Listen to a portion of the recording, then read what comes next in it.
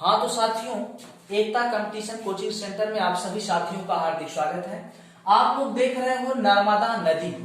भारत की नदियों पर चर्चा है। नर्मदा नदी के विषय में आपके बीच में चर्चा होगा।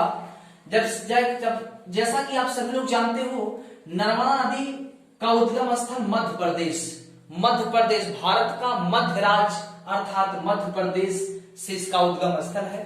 नर्मदा को पहले रेवा के नाम से जाना जाता था। नर्मदा को रेवा के नाम से जानते थे। लोगों ने पहले मध्य प्रदेश की जीवन रेखा संज्ञा दी, लेकिन यही नर्मदा जब गुजरात में जाती है तो इसको गुजरात की जीवन रेखा कहते हैं। क्यों कहते हैं? क्योंकि गुजरात में इसकी परियोजनाएं भी हैं, जो गुजरात में बिजली उत्पादन से लेकर के अनेक काम जो है इसी नदी से किए जाते हैं। अरब सागर, यह नदी 1312 किलोमीटर की दूरी तय करके अरब सागर में खंभात की खाड़ी में कच्छ केरन से अरब सागर के खंभात की खाड़ी में जो है भरूच से विलीन हो जाती है। आप सब लोग देखिएगा, नर्मदा नदी का उद्गम स्थल मैकाल पर्वत श्रेणी है। नर्मदा का उद्गम स्थल मैकाल पर्वत श्रेणी, अमरकंटक की चोटी है। सतपुड़ा पर्वत जो है अमरकंटक की चोटी मैकाल पर्वत से नर्मदा का उद्गम स्थल है। आप लोग जानिएगा, इसके उत्तर प्रांत में विंध्याचल पर्वत है और इसके दक्षिणी प्रांत में सतपुड़ा पर्वत है। इसके दक्षिणी प्रांत में सतपुड़ा पर्वत है और उत्तरी प्रांत में विंध्याचल पर्वत है। इसके बाद लोग कहते हैं उद्गम स्थल मैकाल पर्वत श्रेणी अमरकंटक की चोटी है। यह पूर्व से पश्चिम की ओर बहने वाली भ्रंश घाटी की नदी है। आप लोग समझिएगा, भारत की पांचवी सबसे लंबी नदी नर्मदा है। भारत में बहने वाली पांचवी सबसे नदी नर्मदा है, जो पूरब से पश्चिम की ओर बह करके भ्रंश घाटी की नदी है, जो अपने साथ गाद लेकर के नहीं चलती। साथियों, अपने साथ गाद, भ्रंश घाटी का मतलब यही है कि अपने साथ गाद लेकर के नहीं चलती है। स्वच्छ जल इसमें होता है, क्योंकि पर्वतों से निकली है। इसके बाद नदी यहीं से निकल के जबलपुर में जाती है। भेड़ घाट के पास जबलपुर में इसी नदी पर धुआंधार, कपिल धारा के पास, कपिल धारा नहीं लिखा है हमने, लेकिन धुआंधार जलप्रपात स्थित है। इसके बाद इसी नदी पर सरदार सरोवर बांध परियोजना बना हुआ है। सरदार सरोवर बांध परियोजना बना हुआ, जो गुजरात को और मध्य प्रदेश दोनों को लाभान्वित करता है। आप लोग जानिएगा, 31 अक्टूबर सन 2013 को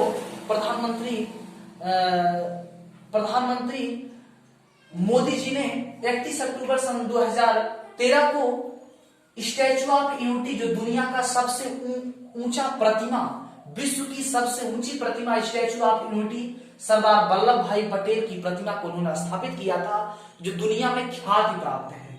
आप लोग समझिएगा, भारत के प्रथम उप प्रधानमंत्री सरदार वल्लभ भाई पटेल थे, जिनकी प्रतिमा स्टैचू ऑफ यूनिटी के रूप में विश्व की सबसे ऊंची प्रतिमा के रूप में जाना जाता है।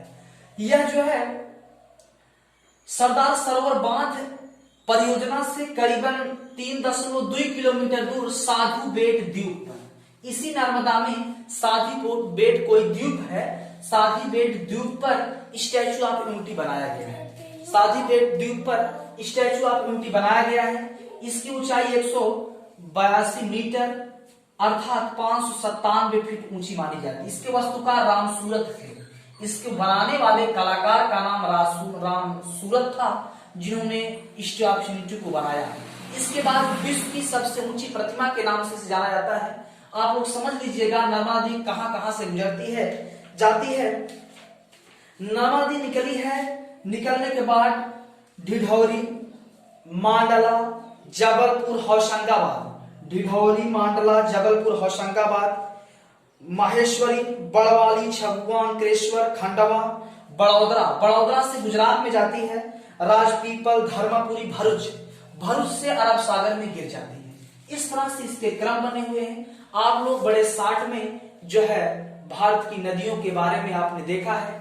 नर्मदा नदी बहुत छोटे में हमने आपको बताने का प्रयास किया है, जैसा कि आप लोग इसको देखें और सुचारू ढंग से देखें। बहुत ही अच्छा टॉपिक है। आपके बीच में क्वेश्चन बहुत ही इंपॉर्टेंट आता है, सरदार सरोवर बांध परियोजना किस नदी पर है? तो नर्मदा नदी पर है। इंदिरा सागर बांध परियोजना, इसमें और आता है इंदिरा सागर बांध परियोजना। इंदिरा सागर बांध परियोजना भी इसी पर आता है, खंडवा में है। खंडवा, खंडवा मध्य प्रदेश का एक जिला है, खंडवा में स्थित है। इसके बाद इस पे आता है भारत की ऐसी दो नदियों का नाम बताइए जो भंस घाटी की है, पूर्व से पश्चिम की ओर बहती है, नर्मदा और ताप्ती हैं, जो अपने साथ गाद लेकर नहीं चलती। इसका उद्गम स्थल मैकाल पर्वत अमरकंटक की चोटी, विश्व जो है धुआंधार, जबलपुर में जो धुआंधार जलप्रपात स्थित है। इस तरह से यह आपका तो हाँ, आगे आपके सामने है ताप्ती नदी। ताप्ती नदी का पूर्व नाम तापी कहते थे, पहले इसको ताप्ती को तापी कहते थे, जिसको सूर्यपुत्री के नाम से जानते हैं। कुछ इसमें राज छिपे हुए हैं जिसको सूर्यपुत्री के नाम से जानते हैं। उद्गम स्थल सतपुड़ा की पहाड़ी बैतूल झील है, बैतूल जिला, बैतूल सतपुड़ा की पहाड़ी बैतूल जिला मुलताई नामक स्थान से ताप्ती नदी का उद्गम स्थल है। मध्य प्रदेश की यह भी नदी है। पूर्व से यह अधिकतर गुजरात से, ये जो है कहने का मतलब कि यह भी पूर्व से पश्चिम की तरफ बहने वाली भंस घाटी की नदी है। यह भी अपने साथ कोई गाद लेकर के नहीं बहती है, यह भी अपने साथ कोई गाद लेकर के नहीं बहती है। स्वच्छ जल इसमें भी होता है। यह अधिकतर गुजरात के सूरत में बहती है। सूरत क्वेश्चन पूछता है सूरत किस नदी के किनारे स्थित है, तो ताप्ती नदी के किनारे सूरत स्थित है। इसकी कुल लंबाई 740 किलोमीटर मानी जाती है, 740 किलोमीटर मानी जाती है। ताप्ती जो है भारत के 3 राज्यों से मिलकर भी चलती है। एक तो मध्य प्रदेश में जाती है, दूसरा महाराष्ट्र में भी जाती है, भुसावल उसावल पास खानो प्रदेश के पास, मध्य खानो प्रदेश के पास भुसावल में भी जाती है। इसके बाद यह जो है गुजरात में जाती है। गुजरात में खंभात की खाड़ी अरब सागर में सूरत के बाद जो है गिर जाती है। बताया ही जाता है कि जो सूरत का बंदरगाह है, सूरत का बंदरगाह खंभात की खाड़ी के पास इसी नदी के मुहाने पर स्थित है। बताते हैं कि ताप्ती नदी पर कुछ परियोजनाएं भी हैं। ककरापारा परियोजना, उकई परियोजना, ये सब परियोजना ताप्ती नदी पर स्थित है। ताप्ती नदी की सबसे बड़ी सहायक नदी सावक है, पूर्णा है, ऐसी नदियां इस पर है। जो है थोड़ा छूट गया था, नर्मदा की भी सहायक नदियां वर्धा है, पुनास है, ये सब नाला की भी सहायक नदियां हैं। सबसे बड़ी सहायक नदी सावक, पूर्णा इस ताप्ती नदी के भी हैं। ताप्ती नदी आप सब समझ लीजिएगा, कभी कभी पूछता है जो है भंस घाटी की नदी कौन सी है, तो ताप्ती है, जो पूर्व से पश्चिम की होकर के बहती है।